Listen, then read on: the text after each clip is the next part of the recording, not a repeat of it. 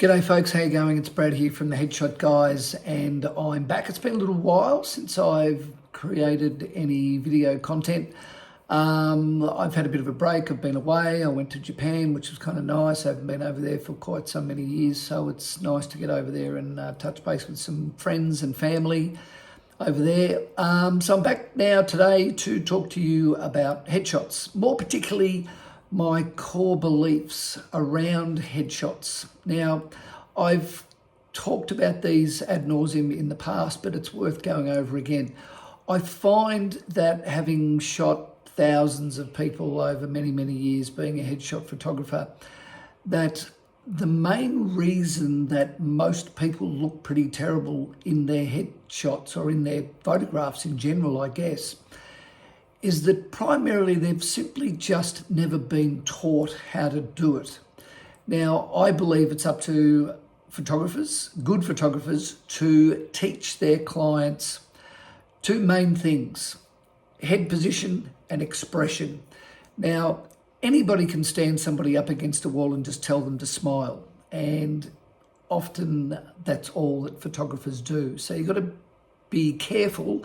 If you're a photographer watching this and that's all you do, well, you better learn some new techniques. You better learn how to make people look good and what you need to do and what position you need to get their head into. And the other one you need to do is to learn how to incite people, I don't know if that's the right word, encourage, motivate, communicate people into making good expressions. You've got to work out what expression they need. And that could be based around a whole bunch of factors. What's the purpose of the headshot in the first place? Are you an actor? Are they actors? Are they models? Are they corporates? What do they do? What's their job? Are they a lawyer? Are they an accountant? All these types of things will go into the consideration as to what type of expression they need. Being photographed is not that complicated. There's only really two things: your head position and your expression. Now, obviously for the sake of this video and for the sake of what I do, I generally am dealing with headshots. So for me, a headshot is pretty much what you see here. It's kind of chest and above to the top of the head. Anything more than that I think can be a little bit irrelevant. If you're talking about a lawyer, well, then predominantly his or her body shape is completely irrelevant to the job you do. So why make the image, if you're a photographer, why make the image more complicated by trying to include their body? Now, if they're super fit and they've got fabulous body shape, go for it. It makes it a hell of a lot easier. But if they don't and they're body conscious, which a lot of people are, then it makes it really challenging for them and for you to make them look good in a full body corporate portrait. So I tend to concentrate on their headshots. Generally, my general rule is, unless they're a model, an actor, or a fitness trainer, they probably don't need full body shots. And that's, I'm loath if somebody can convince me otherwise. I'm open to be convinced, but I generally find that unless you're a model, an actor, or a fitness trainer, you probably don't need to be marketing yourself with full body shots. It's just not necessary. So getting back to my two core beliefs, the first one obviously is that most people look terrible in their photos primarily because they've never been taught.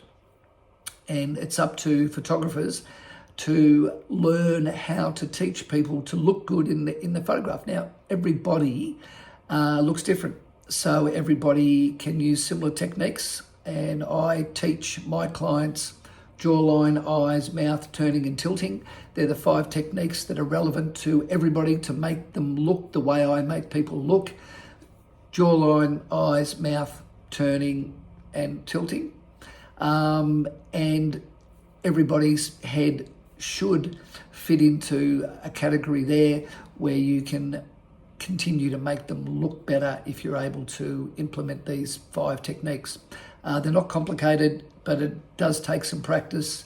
I do have other videos about that. I run a workshop where you can come in and learn exactly how to do it.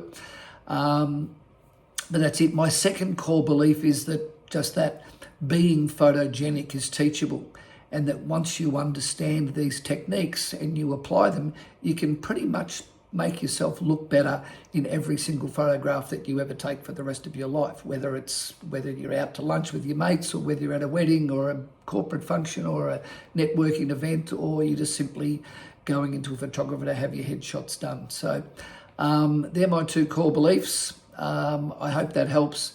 Don't forget to subscribe, click like, click the bell if you want to get notified when I post a video. I'm Brad from the Headshot Guys. I'll see you next time.